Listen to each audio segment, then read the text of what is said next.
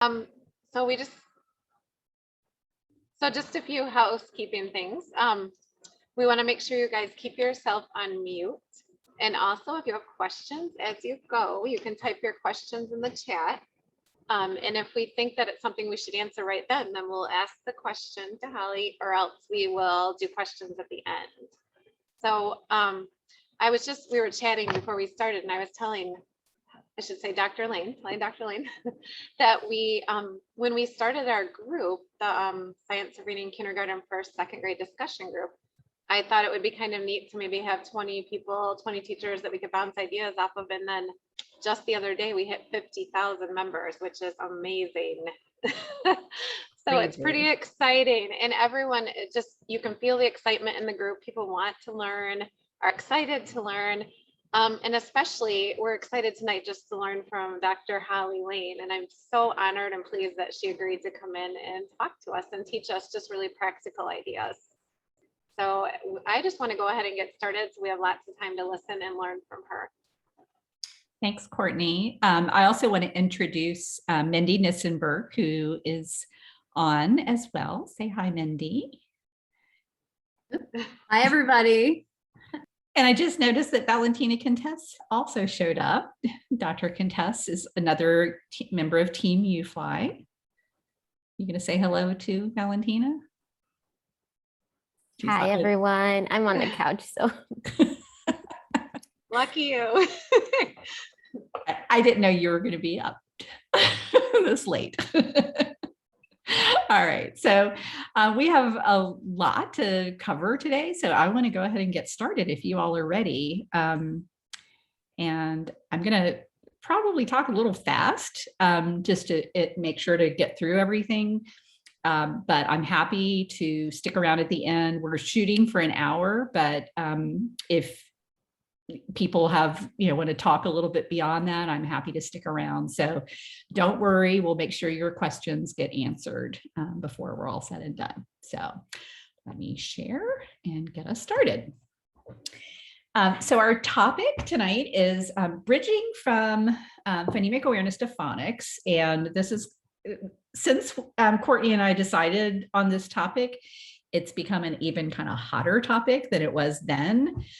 So we'll talk about some of the issues that are being discussed and hopefully clarify some of the confusions if anybody is still confused. I know there's been a lot of posts and blogs and conversations out there. So it's an important enough issue. We would make sure everybody has a pretty good understanding.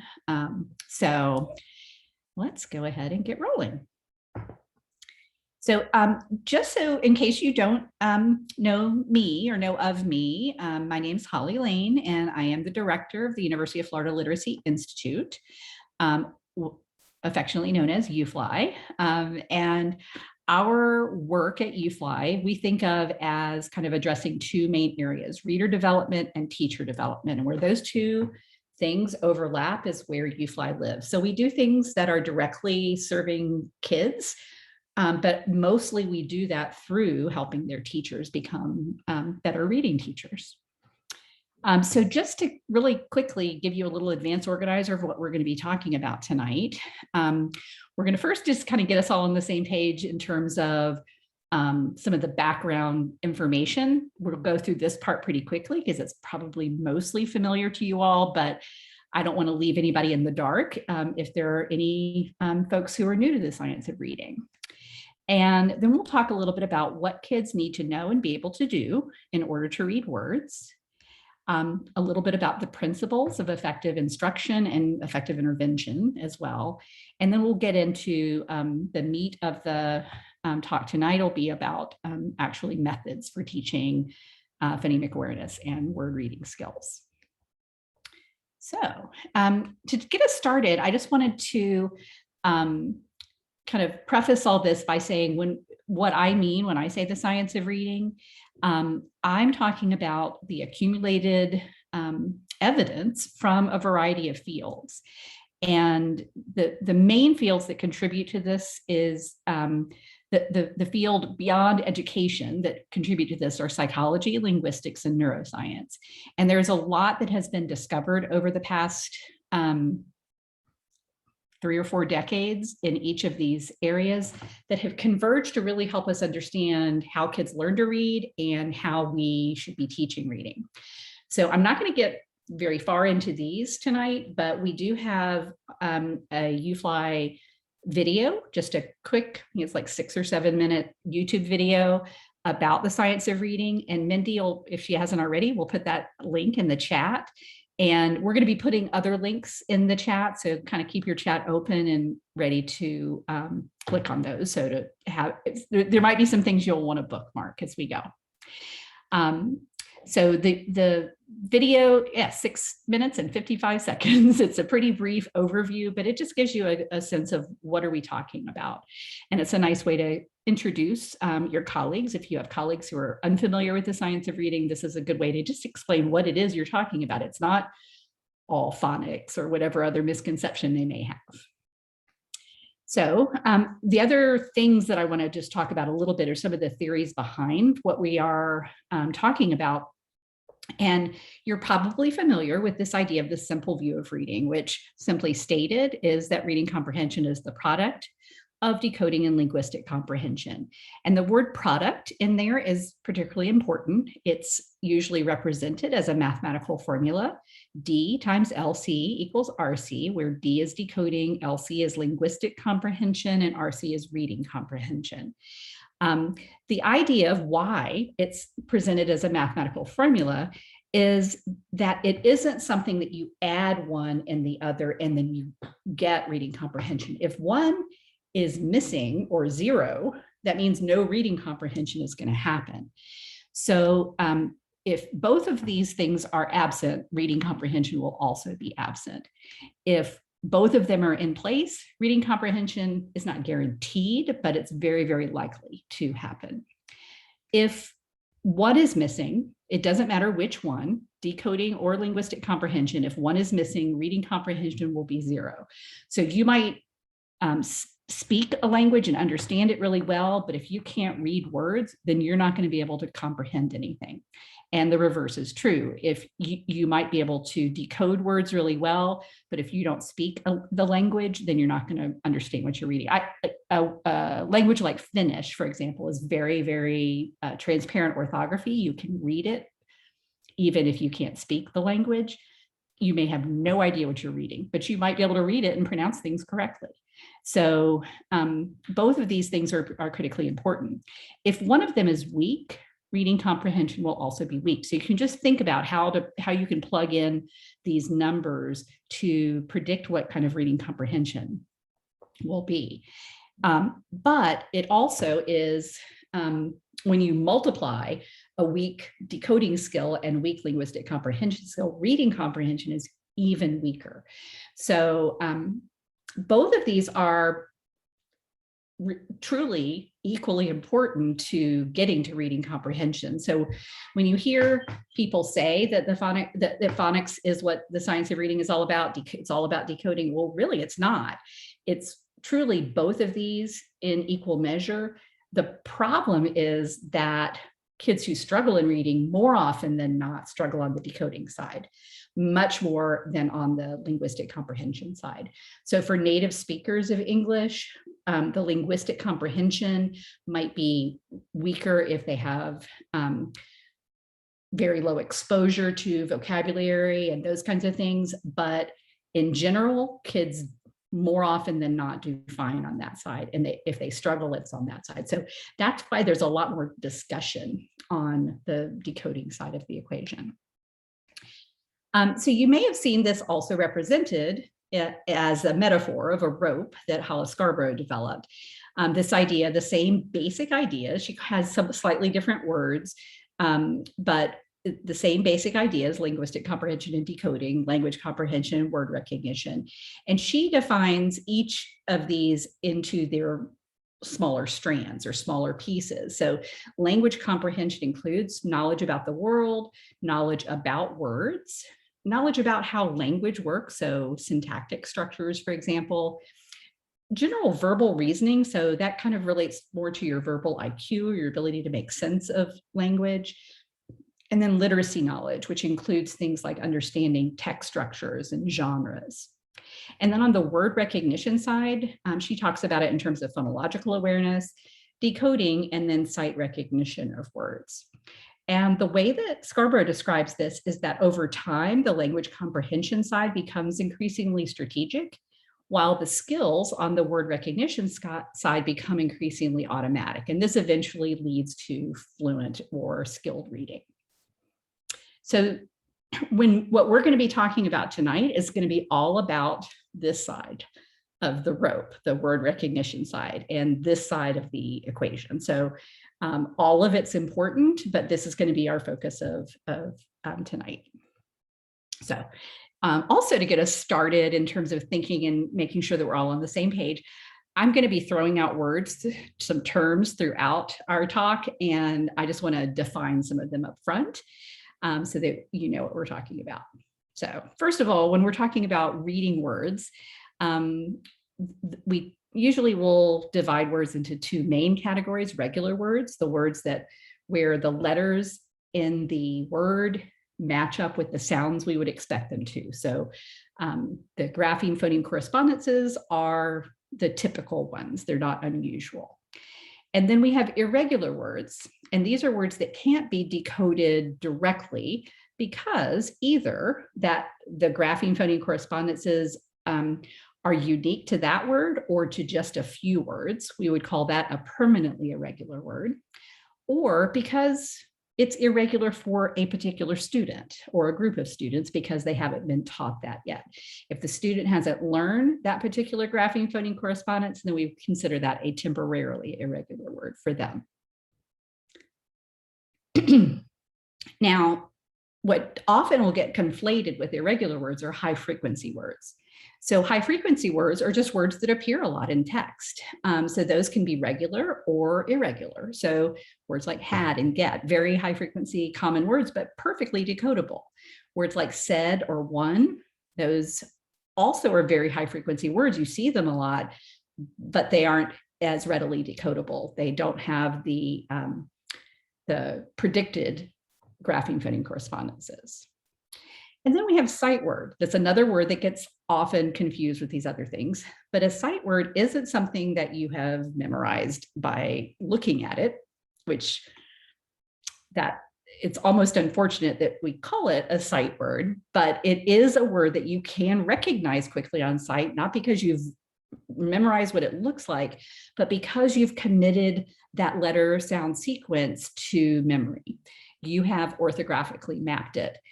In your head, you've connected the graphemes on the page with the phonemes, and you recognize it instantly because you've connected that sequence enough.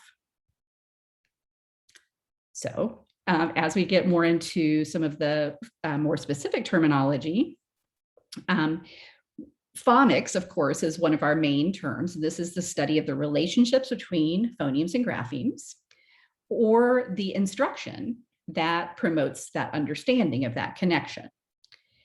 And when we are talking about phonemes, we're talking about the smallest unit of sound in spoken language.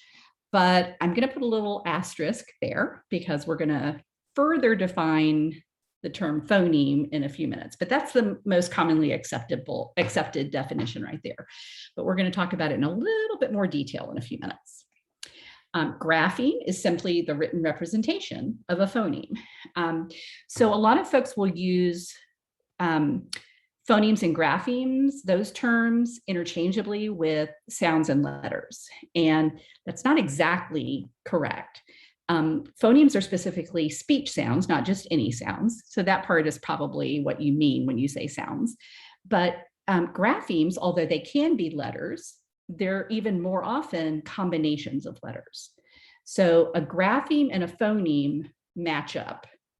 So a phoneme, you consider it being represented by a grapheme. That grapheme might be a single letter, it might be 2 letters, it might be 3, or it might be 4 letters.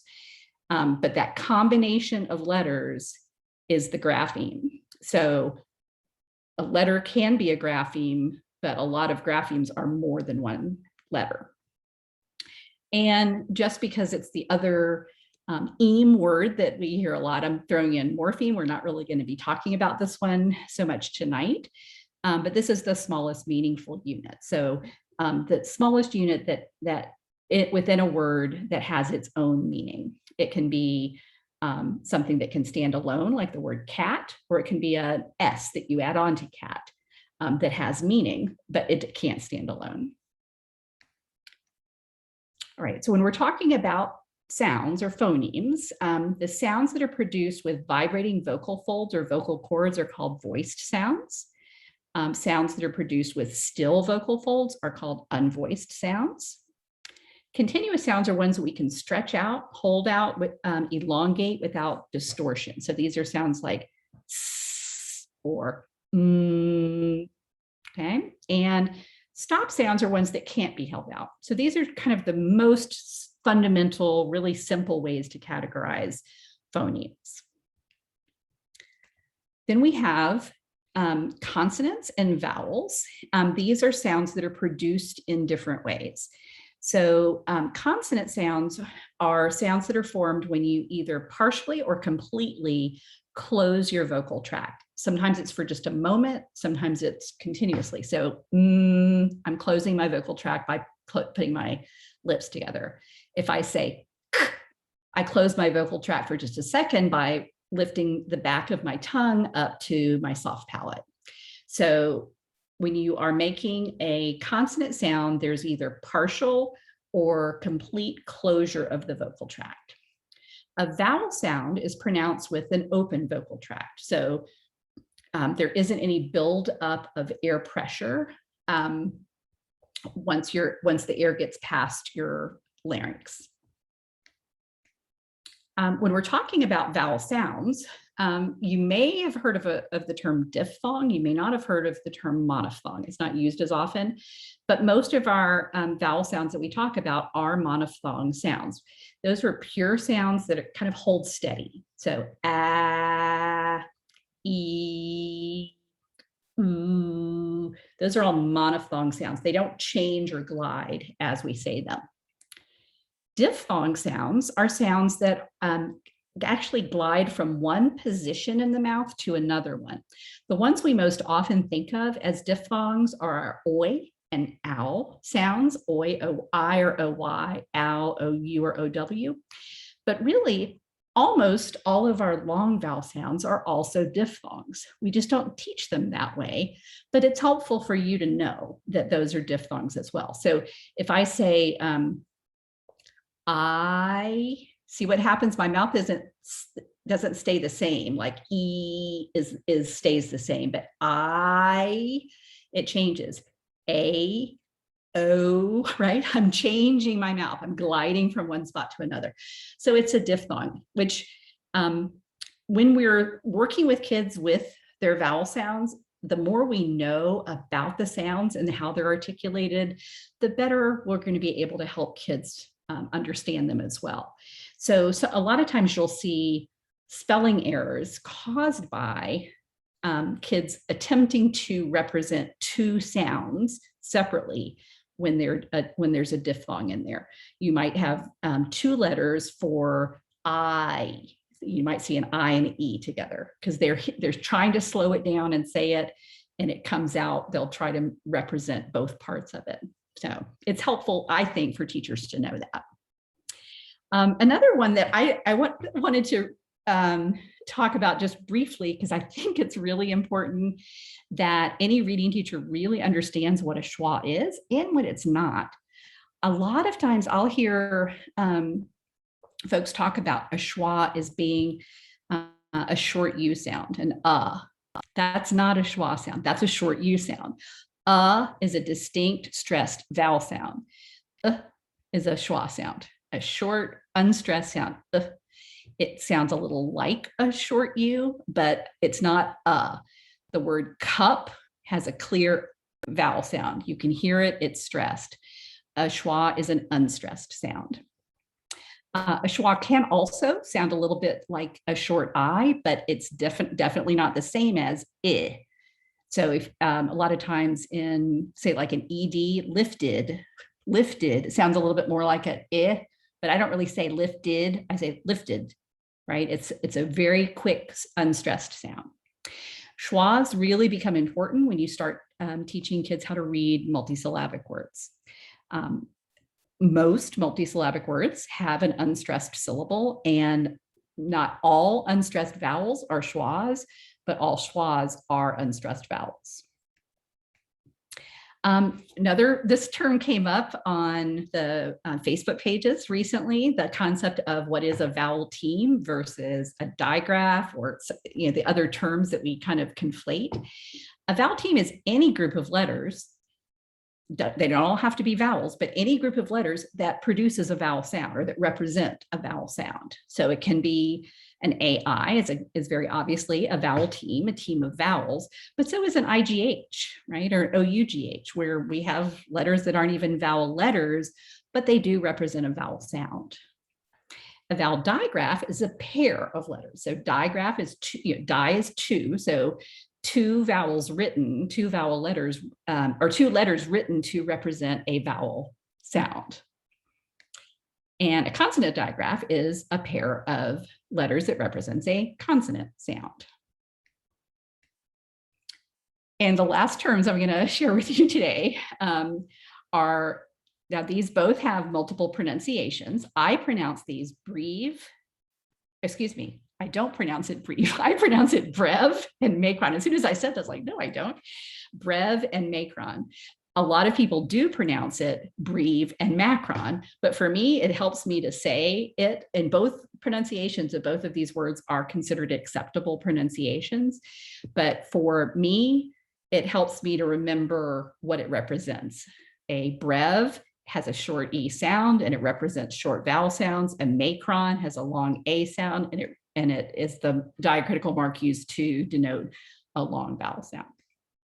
So now let's get into talking about how kids actually learn to read words. And the person who's done by far the most work in this area is a researcher named Linnea Airy. And if you haven't read anything about her work, I strongly encourage you to, because she has really moved the field forward so much through her studies. So she talks about phases of word recognition. And I've heard her speak numerous times, and she is very careful to talk about it in terms of phases as opposed to stages, because the way that she thinks of stages is that something begins and ends, and then it's another thing begins and ends. Where with phases, there's a lot of overlap. And that's an important distinction, because you can be somewhere in between. You can kind of fluctuate back and forth between these phases for a while until you're solidly into one of them. So her phases of word recognition development, the first one she talks about is called the pre-alphabetic phase.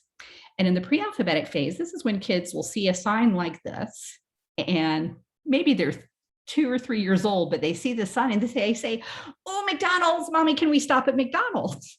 And mommy says, "Oh my goodness, he can read," right? It's so exciting. And we know he can't read. He's not reading the word MCDO. He's not reading that. He is recognizing a picture, a logo, and connecting it with a label and that has meaning for him. And these are all over. There's all sorts of logos in the environment, and we know that the child can't read it. And the word isn't even Coke, but that's probably what they say when they see this, right? So there have actually been studies where they have replaced the word McDonald's with the words Burger King, or the word, the word Pepsi with something completely else different. And kids will say what the logo is supposed to represent. So kids in the pre-alphabetic phase, they rely on visual information to figure things out. So this is when kids they'll depend on pictures in a book, but they'll also, to figure out a word, they might, like for the word look, how it has the 2 O's, they think of it as 2 I's, looking, right? So they'll make connections like that. But they're not attending to the relevant information, which is the letters and the sounds that those letters represent. So this reading at this level is considered really unreliable. When kids move into the partial alphabetic phase, this is when they start to attend to the letters and sounds and words. So maybe one time they were reading something and there was a word that started with P, and that word was puppy.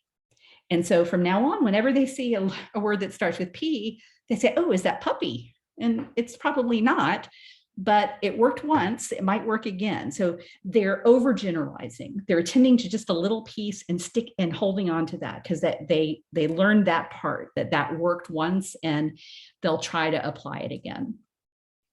So this is when kids are first starting to learn those letter sound correspondences, but they haven't figured out yet how to put them together to make words, how to read words or how to spell words. When they start doing that, we call it the full alphabetic phase. So they'll see a sequence of letters like this, and they will put the sounds to those letters, and they'll figure out that that says k, at, cat. They'll put the sounds together and get to the word.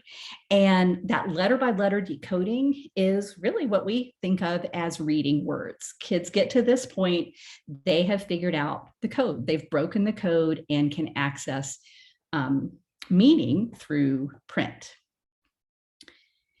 But most kids don't stop there. So the full alphabetic phase is skill decoding, but we want kids to keep moving beyond that. We want them to get to the point of the consolidated alphabetic phase. This is where they start to notice chunks within words. And it might be something like consonant clusters or the rhyme of a word, or it might be just a pattern that they're familiar with, that they've seen before. When they start to notice chunks and are able to put that together into a word, that is a more sophisticated phase than that letter by letter decoding. And so the conversation that I think Courtney posted on the K through 2 page was that this idea that that word families are something that are taught usually with very beginning readers, and that's kind of backward. Really, kids should get to that point of when they're starting to notice chunks and you start teaching them about those chunks after they've gotten that letter by letter correspondence down.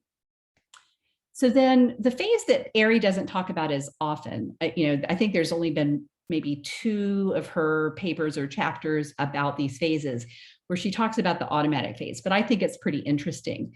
And this is what a mature adult reader has gotten to. So I'm going to show you some words, and I just want you to read it to yourself and see if you can keep up with or keep up pretty close to the speed with which the words come up. Ready? Here we go.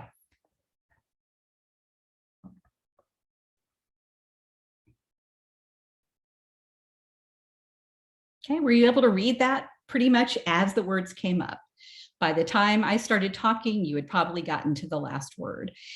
If you did, that's probably because you're a proficient adult reader. If you didn't, you were probably distracted by somebody walking through the room. There are very few adult readers who aren't able to do that, right?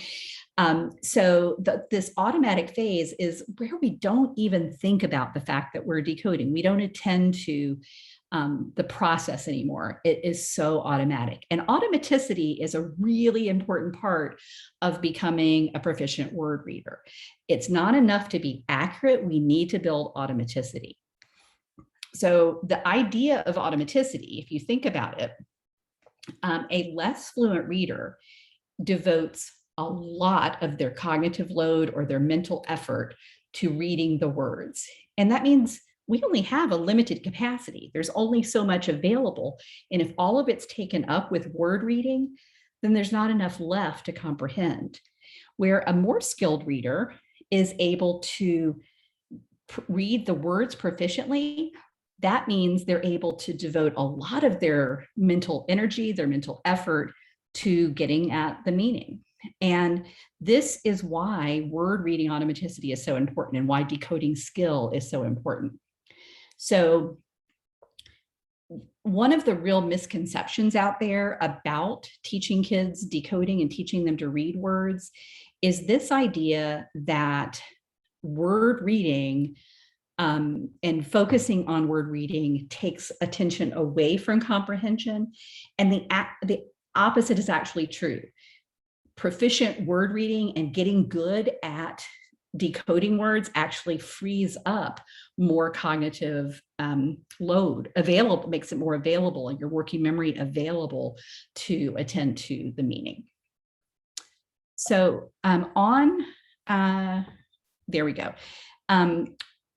One of the things that we have on the UFLI Virtual Teaching Hub is a link to this little summary of Aries phases. So if you'd like to read a little bit more or share some of this with a colleague, this link will work for you. Mindy will share that if she hasn't already. So just a little bit about what knowledge and skills are needed to read words. So of course, kids need to know letters. And what does it mean to know a letter? Knowing the letter name and knowing the letter sound and their shape and how to form the letter. These are all pieces of knowing a letter. Now, there's some argument about, is it really important to know the name of the letter when we really use the sound? And there actually is quite a bit of research to say that knowing a letter's name is helpful. And kids who know letter names tend to be more proficient. But in terms of which needs to be introduced first, the research is not conclusive at all. In fact, there's really been very little research to compare the two. And the one study that really they actually did a naturalistic study, because in the UK, learning the sound is much more common. In the US, learning the name first is more common. And they looked at kids' reading development, and there were differences, but they ended up in the same place. So it really doesn't make that big of a difference. But some of the advantages of using the name to help access the sound, if you teach it well, can be really helpful. One aspect of this is the learning how to form letters, and learning how to form letters correctly from the beginning is one of the most powerful things that you can teach if you're working with kids in the primary grades. It promotes kids' alphabet knowledge. If they're practicing writing the letter, they learn the letter better. It actually facilitates writing fluency too. So if you're forming a letter correctly, it means that you are able to move from one letter to the next more efficiently. So there are different handwriting styles, but they all use pretty much the same basic strokes. The shape may be slightly different, but they usually start in one place, move in the same direction, and end up in roughly the same place. And the reason for that is because that's more efficient. And more fluent handwriting actually improves the quality of written expression. So not just the quantity, sure, you can write more if you can write quickly, but writing quickly and not having to think about it helps you focus on the message. So it's kind of a parallel to what we were just talking about with decoding. Automaticity helps you with comprehending a message. Handwriting automaticity helps you be able to convey a message more effectively. So what we have to do is start by just teaching the shapes, the circles and curves, vertical and horizontal lines, slanted. We need to know how to write both uppercase and lowercase letters. And teachers in the upper grades will thank you if you spend time teaching this, but you will also see benefits for your kids immediately because they will know the letters better if they have practiced writing the letters. When you're learning letter sounds, one of the things that's really important is to learn when you're learning a new grapheme, where in a word that particular grapheme can occur.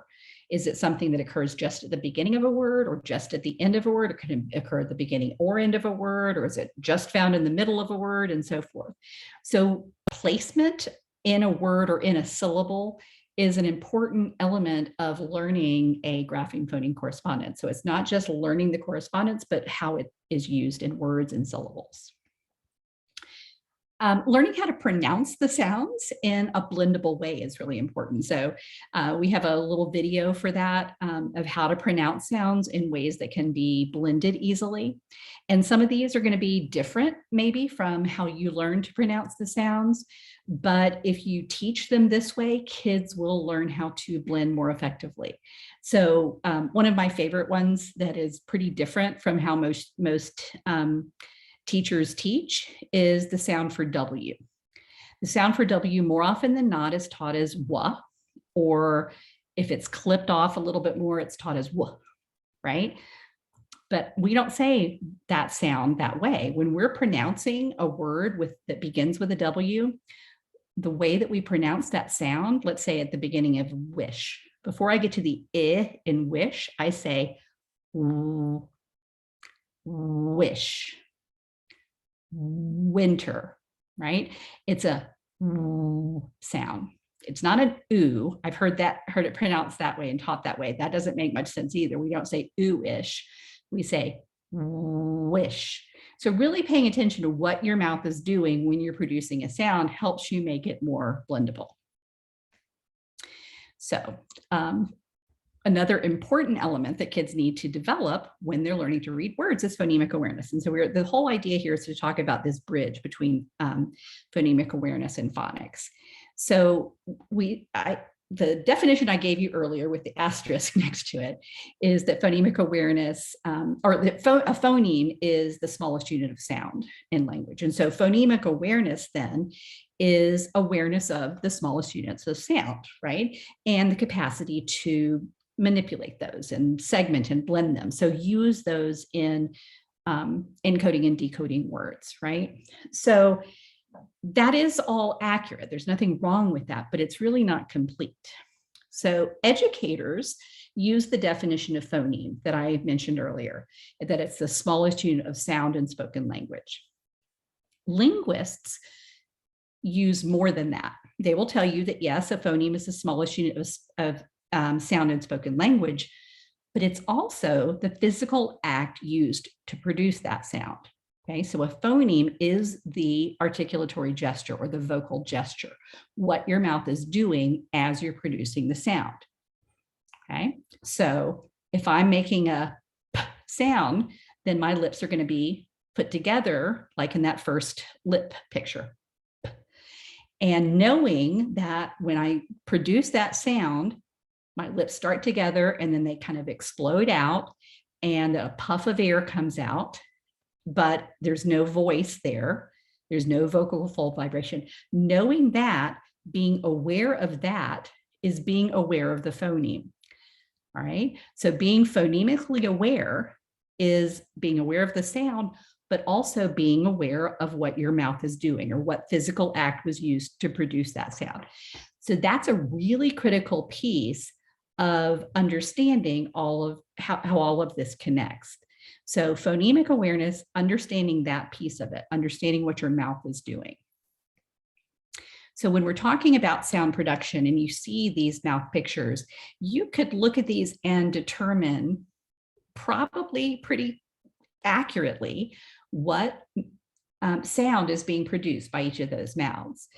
There's only a few sounds that can be produced with your mouth in each of those positions. So p or b or are the only sounds that are produced with our lips together like that. And if you're phonemically aware, you're aware of your lips being together when you're making those sounds. The next one in that row, it can only be ch or sh or j or zh. Those are the only sounds that we make quite like that with our lips. So understanding that is part of being phonemically aware. When we're talking about decoding, we're talking about translating print into speech or reading words, okay? So that k, at, cat. And doing this requires the capacity to blend phonemes together. Okay, so right here, we're seeing a connection between phonemic awareness and decoding. We have to be able to blend sounds together in order to decode a word. We say each sound, put the sounds together. Okay. When we are encoding or spelling words, we're translating what we're saying in speech to print. We're trying to write that down or spell words. And doing this requires phoneme segmentation skills. So encoding and decoding are reciprocal skills. Okay, they're basically the same skill in reverse. Doing one is just like doing the other in the opposite direction. I think the title of a paper that Linnea Airy wrote was something like reading and spelling words is one and the same almost, right? It's very close to being exactly the same thing. It's the same process in the reverse. So reading and spelling, doing one helps develop the other. You can assess one and get a pretty good understanding of how kids do in the other. Now, being able to assess encoding is a better picture of decoding than assessing decoding is of encoding. But being really proficient in one usually means being pretty proficient in the other, obviously not always. So all of this leads us to the point of the other main thing that kids need to do. So we think of phonemic awareness as something that's going on in a child's head. Well, so is orthographic mapping. This is when kids make those connections between phonemes and graphemes, okay? So this is the process that explains how kids learn to read words, okay? So they're reading words by sight because they have mapped the patterns together in those words. They're being able to spell words from memory, and this is enabled, this process of orthographic mapping is enabled by these two key skills, phonemic awareness and grapheme phoneme knowledge. You've got to have both of these things. So this process, if I'm encoding, if I'm spelling a word, what that means is I have a word like frog and I want to be able to spell it. I have to go through a process where I say the sounds in frog, f, r, ah, g. I've got to be able to identify them. That's the phonemic awareness part. Then I've got to be able to connect a grapheme with each of those phonemes. I can say, well, f is F, r is R, ah is O, and g is G. Okay, making that connection is the orthographic mapping process.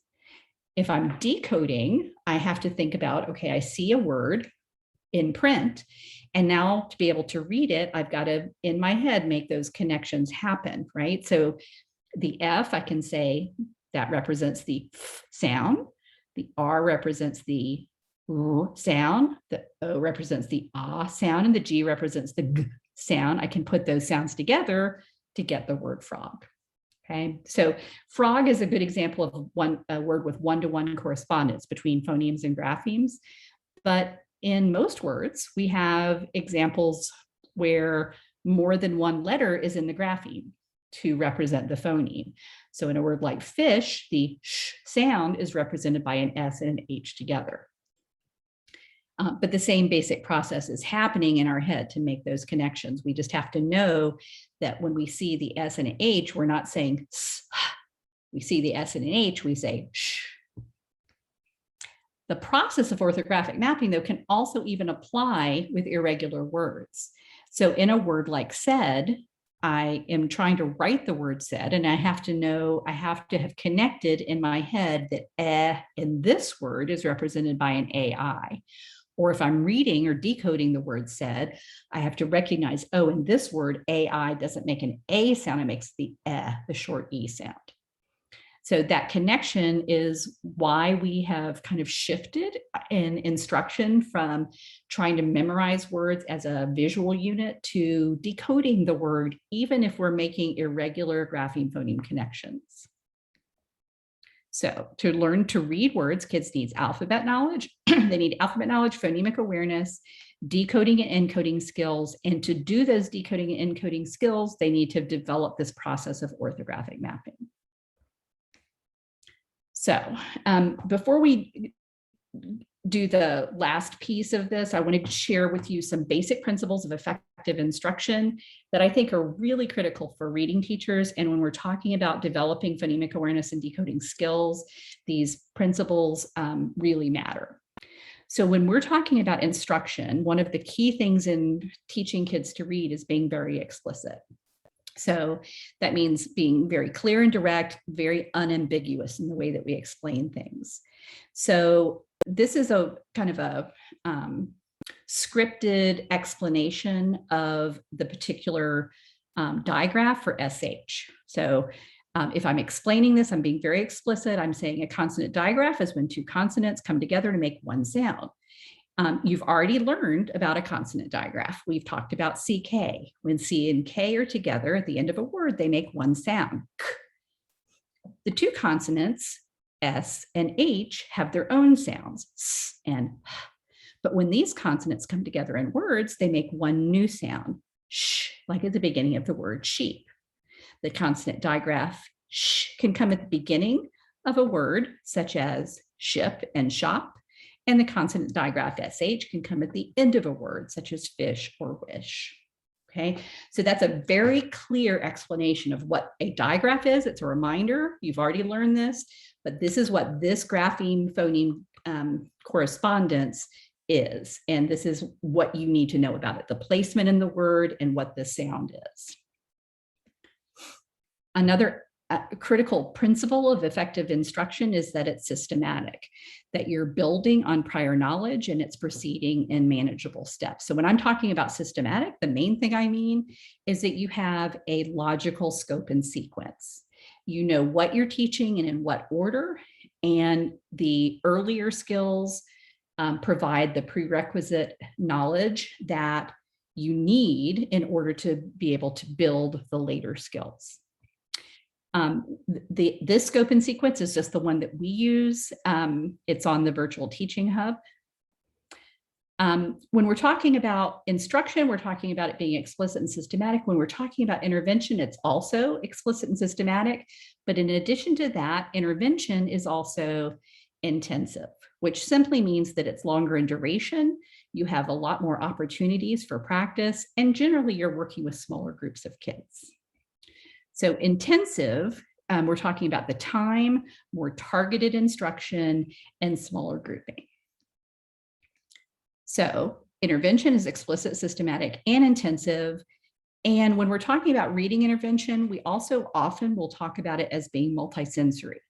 And generally, when we hear about the term multisensory, we're talking about visual and auditory, which kind of has to happen for reading because it is by nature multisensory in that sense. You're using the visual and auditory information to read words. But the part that's less clear is the kinesthetic, the movement, and tactile, the touch. Those are the pieces that are often, a lot of folks will often insist have to be a part of intervention. But there's not a whole lot of research to support that element of multisensory. However, if we think about it not as moving and touching with our hands, so not necessarily tracing on sandpaper or skywriting, okay? Instead of that, if we think about the kinesthetic and tactile being those articulatory gestures that we were just talking about, the physical act used to produce the phoneme, that part does have a research base. There are a number of studies where when kids are taught about vocal gestures, they tend to learn to read words more effectively. So when you're talking about multisensory instruction, don't worry about the, sandpaper or writing in sand and those kind of things. There's nothing wrong with those. For some kids, they become more engaged when they use those activities, but that's not the multisensory that has the robust research base. The articulatory gesture elements do have a much stronger research base. This is where things like sound walls come from, is the idea of focusing kids in on what's going on with their mouths. So you've probably seen there are a number of different sources for these out there, but these are the kinds of things that are getting kids to attend to their articulatory gestures, which ultimately is making them more phonemically aware. So in addition to being explicit, systematic, and intensive, we also want to make sure that that effective intervention has some other key elements. So just very quickly, opportunities to respond is by far the most important one. This is simply every opportunity the kid has a chance to actually do whatever skill you're asking them. Excuse me. So here's some examples of giving kids opportunities to respond. So ultimately what we're talking about here is practice. And to get good at anything, you need to practice, practice, practice, right? For kids who are typically developing, they usually will need anywhere between 1 and 4 exposures to a word. But for kids who struggle, they may need 20 or more exposures. The more opportunities to practice, the better.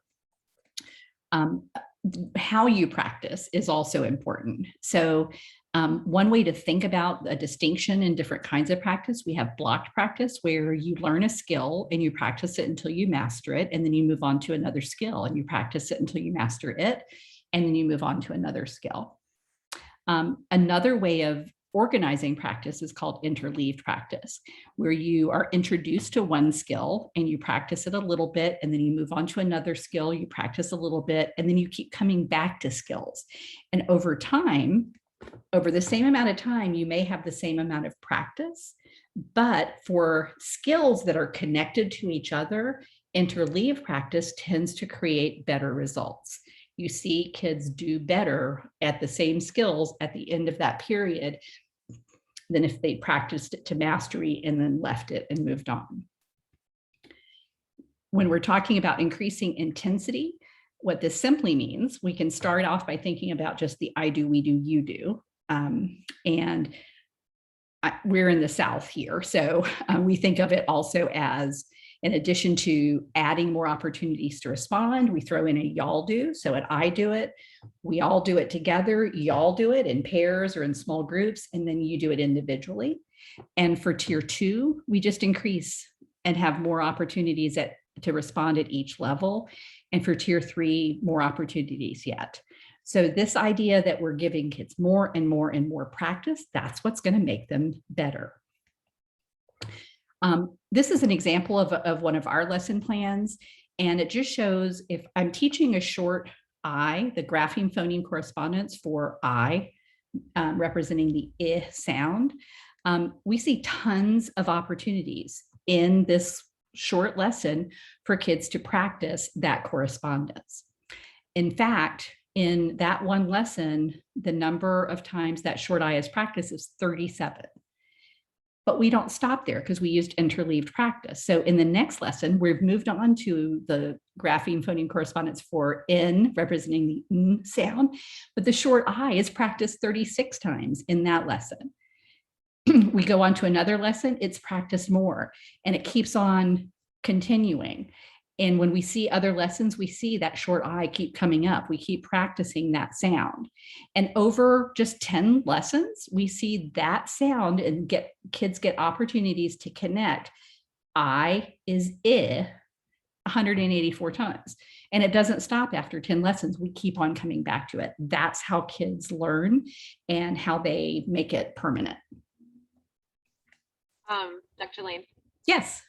Someone is asking, is interleaved practice the rationale for the structure of the Hegarty program?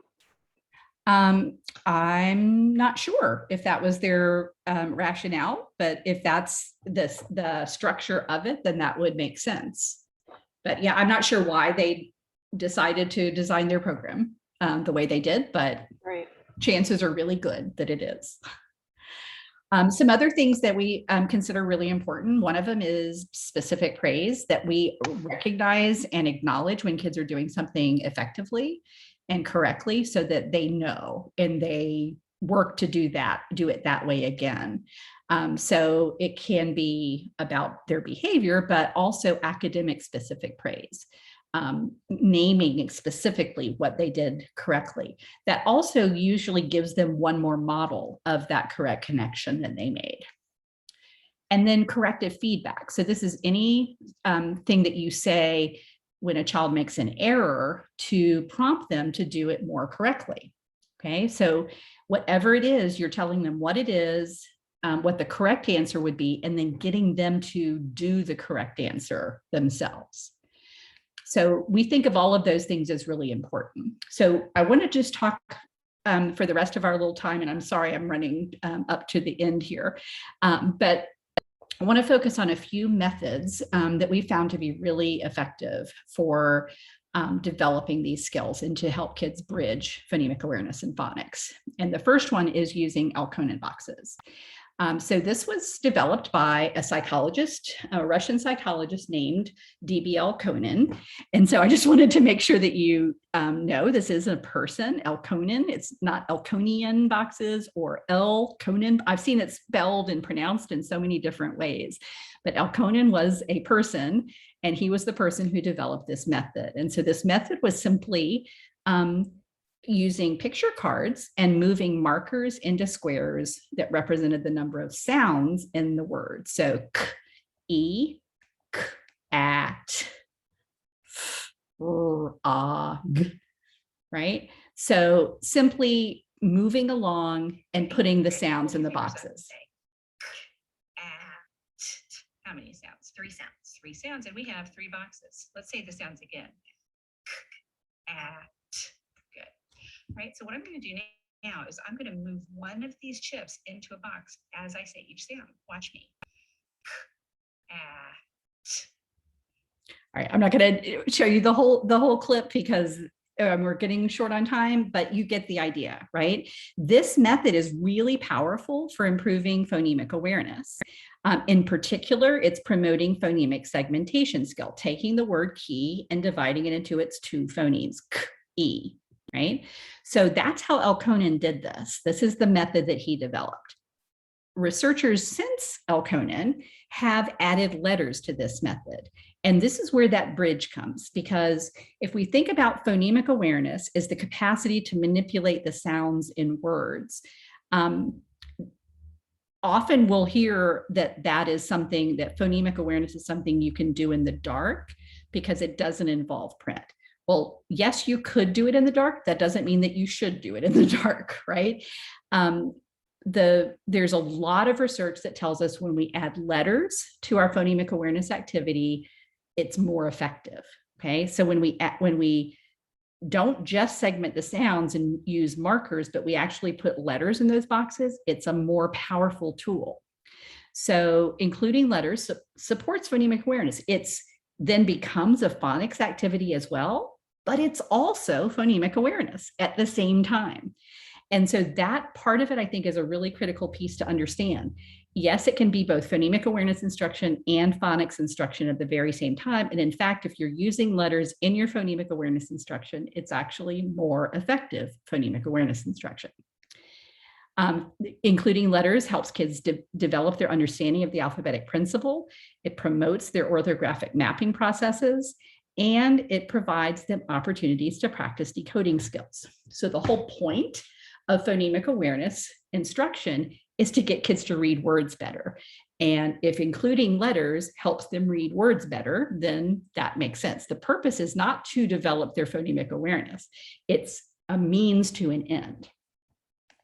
So the way that we do it, we can start by counting the sounds in the word with the child. So I like to have the kids figure out how many boxes they're going to need. Okay, so I'll say f, sh, and then we will draw 1 box for each sound.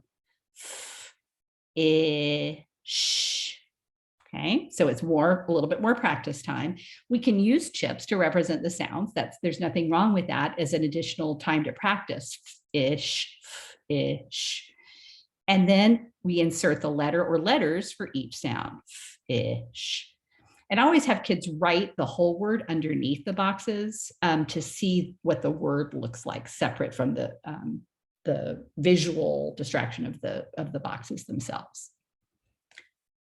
So I'm going to actually skip over that clip. That clip is something that's on our YouTube channel. And we also have on the Virtual Teaching Hub an explanation of how to use Elkonin boxes. And in particular, it has on the right, you see the letter combinations that share 1 Elkonin box. This is a really helpful tool, a handy resource to have. These are all graphemes. These are examples of more than 1 letter that make 1 sound. That's why they share a single Elkonin box, because it's 1 sound. Another tool that we use quite a lot is manipulative letters. And manipulative letters are a really powerful tool to develop kids' understanding of the alphabetic principle, but also to develop their skills in both phonemic awareness and decoding. So the idea here is that we have kids build words, so they can build a word like sip. And then we can say, can you change the S in sip to an L? What word do you have now? Okay, what if I wanted to make the word flip? What would I need to do? And can they spell that? So we're encoding, they can spell that. Now, can you change flip to flop? Can they spell that? Now change the O in flop to an A. What word do you have? Flap. Good. So they're reading some words, they're spelling some words. Can you make flap into flag? Okay. You can do this with a combination of chips where you're sounding something out like at, and then matching it with letters. At. And then I can add a letter. What letter do I need to make that sound? Okay. And I can change out and say, let's change mats to cats. Now I could even say, okay, well, we changed the letter, so let's change the sound out too. So that part's optional, but making those connections between the sounds and the letters can be really powerful. We recommend when you're using manipulative letters that you use letters, lowercase letters of just one color. And this gets back to Aries phases that we talked about before. When kids have letters that are multicolored, or even if they have vowels of a different color, what they're doing is not paying attention to the part of the letter that matters, and that's its shape. The shape of the letter is what we connect with its identity. And if it's, oh, let me get one of the red letters instead of let me find the vowel in the word, and I know my vowels are, then they're relying on something that a child in the pre-alphabetic phase relies on. And we want to get them past that. So you can actually slow down kids' development by using the multicolored letters, and we don't want to do that. So we recommend using lowercase letters because that's what they see in print, and just one color because that's what kids moving along will need. So we also want to select appropriate target words. These are good examples, words where there's clear grapheme phoneme correspondences, and we avoid ones that have trickier ones, at least at first. These are words that we would not use at first. When kids are making connections, we want them to make connections with the more common sounds. We don't want to use words with schwa, or where, like in a word like ocean, where I'm not 100% sure which letter makes which sound in that word, right? We want to make sure that we help kids both encode and decode words. So encoding directions that make them spell the word. Decoding is directions that make them read the word.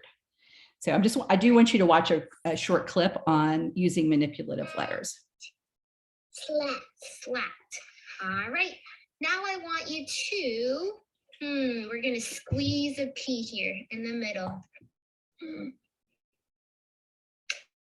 Let's read our new word.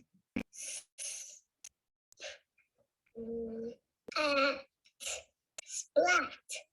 What? You're such a good reader. Like splat the cat. That's right. We have the word at splat. Can you make the word split? But listen to the sounds. It. What do you need to change? The it and the good spelling. And what word do you have? Split. Split. So that kind of manipulation is really powerful, and it builds skills so quickly. So doing that kind of moving around of the sounds and replacing the sounds as you need them is really powerful. One of the questions that comes up a lot is it important to do those kinds of skills just orally? And there really isn't evidence to show that that's particularly helpful. In fact, when proficient readers do that, most of them will tell you that they're picturing how to change splat into split. They're saying, okay, I got to move the A into an I. They're not saying I need to take away the A and put an I there. Proficient readers use the letters. Unskilled readers don't have that, those sounds and letters mapped well enough to do that. Using the actual letters promotes them mapping those connections better. So yeah, I would recommend doing it with letters. There are a lot of different types of manipulative letters. This is just a slide where we have made it that you can move the letters around on it. Foam letter boards are really a great tool. Simply using grapheme cards to do blending drills. The word work mats, these are wonderful tools. We have a link to this, to a template for this that you can download. Here's just a quick clip of that. Yes. How do we make the word wet? What do you need to change?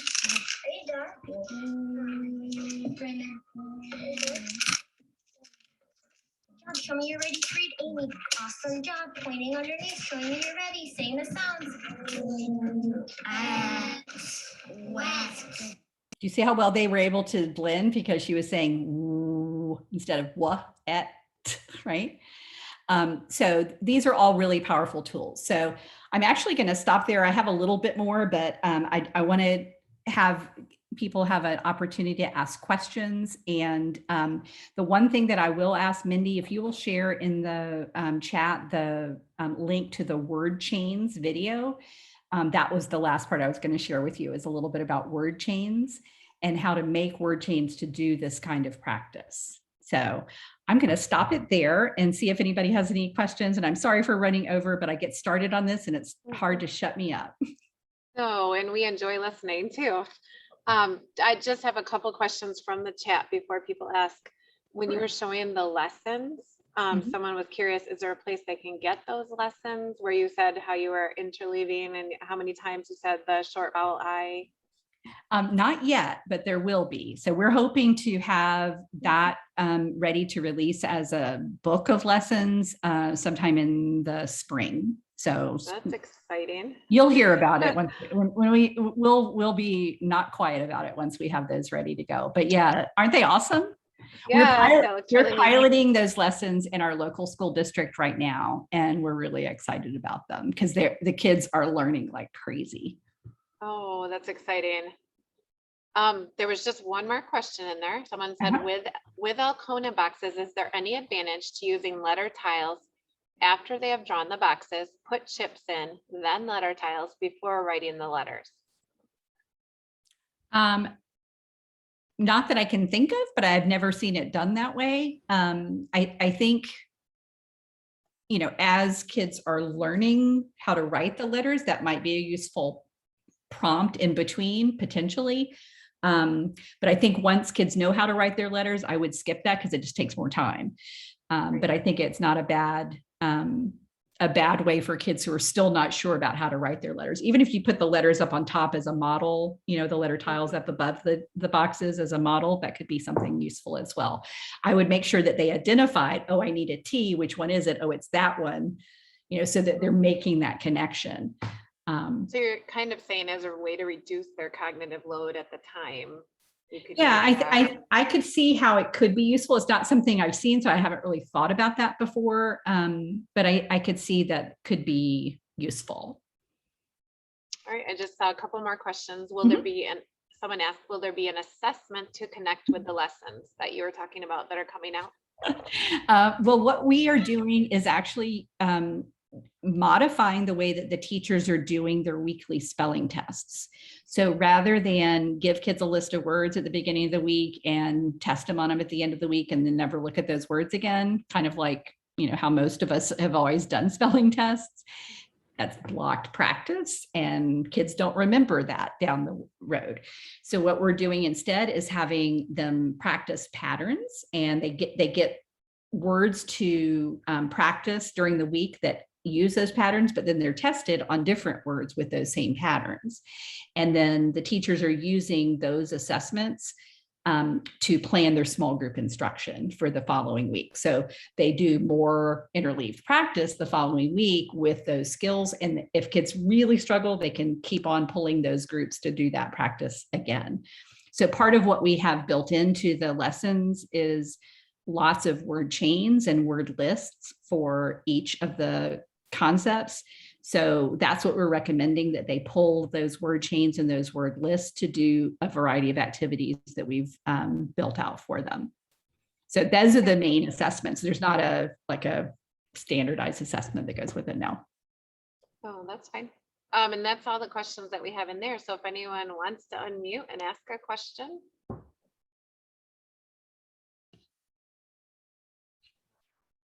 There we go. I knew you were coming. Great.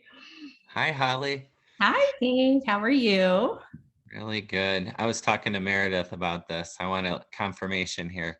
What's your ideal size for intervention, like tier 2 group? I have so many big groups this year, and I'm like thinking it's tough to get to all of them, especially with the letter formation and all that stuff. So Yeah, I think it does matter a lot what you're doing, right? So this is one of the things that we're working on. It's getting teachers to be really flexible with who they're pulling up for what. So the way that we're thinking about those encoding assessments, we're saying each week they're doing 2 of the concepts. So they spend Monday and Tuesday on one, Wednesday and Thursday on another.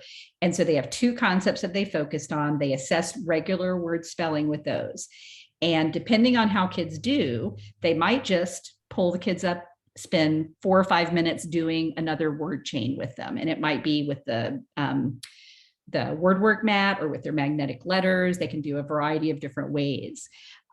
For kids who are struggling with actually getting the sentence part, we have regular words and irregular words and dictated sentences in the spelling assessment. So kids who are struggling with the sentence part, we pull the sentences out of the lesson and they practice writing that. If they're writing sentences, yeah, I'd want maybe 4 or 5 at the most for the small group that's working on that. But they might only have 5 or 10 minutes of small group time to work on that. For the kids, the ones that are doing word work, you can have 10 or 12 and be able to do that fine. So I think it really matters what you're doing with them. The writing, anything that involves writing just requires a lot more supervision and support. So thank you. Mhm.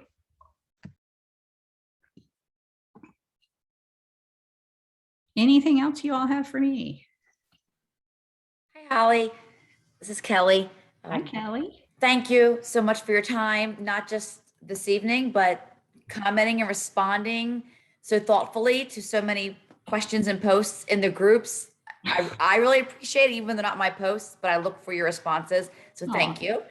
Thank you. 2 quick things from tonight, which was just fantastic. I really loved that graphic with the skill 1, skill 2, skill 3, then the interleaving. That makes me think of in our scope and sequence, like one area that, the CVCE, introducing the CVCE. So CVC to CVCE, that's really, sometimes we take, and I feel like we treat CVCE as skill 1, we stay there for so long, but now I'm just thinking that skill 2 could be the blends digraphs, because you could do that with CVC and CVCE and they could get multiple exposures. Is that kind of what you're thinking? Is that what that kind of represents? I don't have to stay at CVCE until mastery. Yeah, so I'm a big fan of introducing concepts and then coming back to them to build mastery. So even like at the very beginning of the year, I love the concept of like, you see a lot of teachers doing kind of an alphabet boot camp in kindergarten where they just throw the letters, maybe 1 or 2 a day at the kids until they've heard them all. We don't expect them to master them. We don't expect them to remember all of them, to be able to know the sounds for all of them, but they've heard the name of the letter and they've seen it connected. So when you bring it back later, there's already something there that they're then firming up that connection. And so that's kind of the idea, that you introduce some things and then you come back to them and you keep on coming back and coming back. So that would be a great example of it to me, is keep on coming back to some of those same ideas, having kids practice. And, when you're doing connected text, making sure that your connected text, even if your connected text is writing a sentence. So in our lessons, reading sentences and writing sentences is the first part of connected text. Then they read a book as well, but we always have them read and write sentences. Well, we're still always pulling in previous concepts, and those are very thoughtfully planned out. So if there was a word that was a tricky word, that's going to be showing up a number of times. Or if there was a concept that was harder for kids to master, that's going to be showing up in a number of sentences for them to read and write.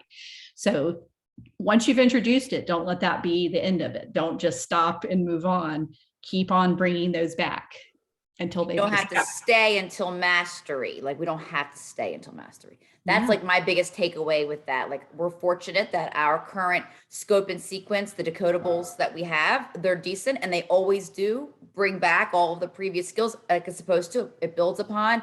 But I do feel like that myself included that we were stuck until mastery before we're adding on a new skill in the scope and sequence. Yeah, and you can do practice in so many ways, just pulling in those word chains, you know, and word chains are so awesome because you can do a word chain, you can spend 3 or 4 minutes and it can be, you know, oh, you know what?